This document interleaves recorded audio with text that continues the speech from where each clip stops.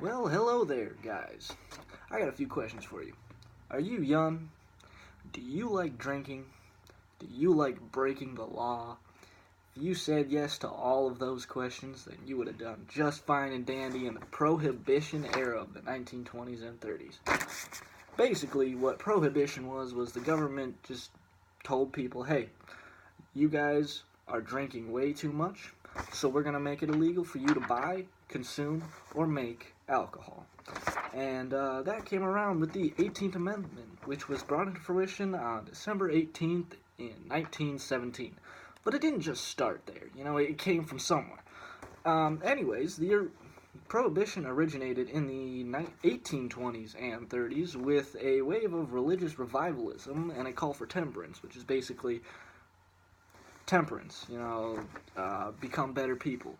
And obviously someone along the line thought drinking was making people bad people. Boo, you, drinking's just fun, that's what it is. Anyways, so after the 18th Amendment was passed, 2 years later, apparently the government decided that it just wasn't doing the job well enough, so they brought along some companion legislation, which was known as the Volstead Act. Basically all it did was strengthen the 18th Amendment. It just went along with it, and that came out in January of 1919. And, at first, these two legislative acts, they actually worked. Drinking levels dropped drastically. There was a lot less drunken arrests around town.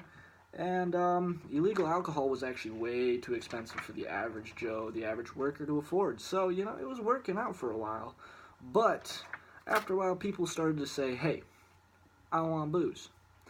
And the government was saying, hey, you can't have booze. But you always know, this is basic economics. If there's a demand, there's going to be a supply. And as the demand increases, so does the supply. And as the supply increases, the prices go down. So, with all this demand for alcohol, it kind of sparked the bootlegging industry. And bootlegging is just the illegal production and distribution of alcohol. It's just a cool name for it.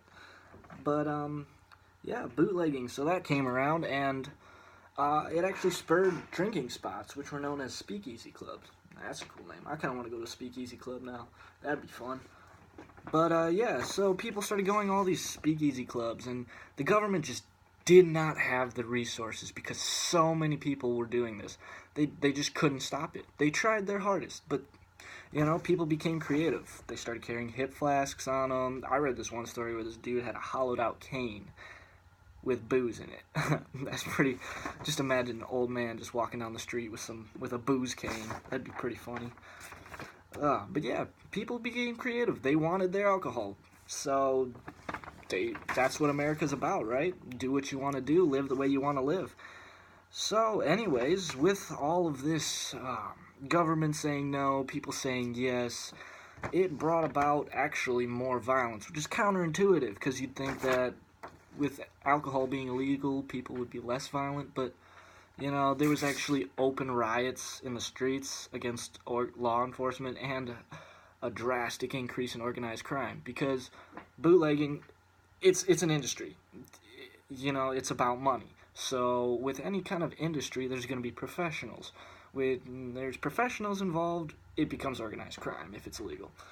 Kind of like the drug industry nowadays. This was as organized, if not even more organized, because, it brought around our favorite pal, Al Capone, arguably the most infamous gangster in the history of the world.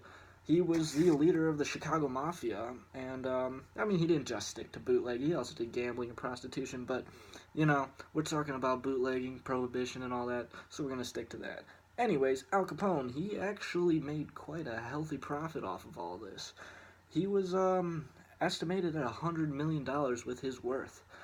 And I guess the government was looking at all that saying, wow, first of all, since people are already buying alcohol, regardless of whether it's illegal or not, that means the government is missing out on sales taxes. Money, money, money, money, money. That's what the world is all about, is money. Government wants that money, you know what I'm saying? So they just want a piece of the pie. And also they realize that it's just not working. People are doing what they want anyways. And they're just wasting. They're wasting money and not making money. They're wasting money trying to stop it, and they're not making money off the taxes that alcohol was bringing in, anyways. So basically, after a couple years of all this prohibition crap, the government was looking at it and saying, this just isn't working out. So in 1933, Prohibition was ended by the ratification of the 21st Amendment, which rescinded the 18th Amendment, and thus ended Prohibition. Anyways, guys, that's all for today. I hope you had fun. I know I did, and I'll catch you on the flip-flop.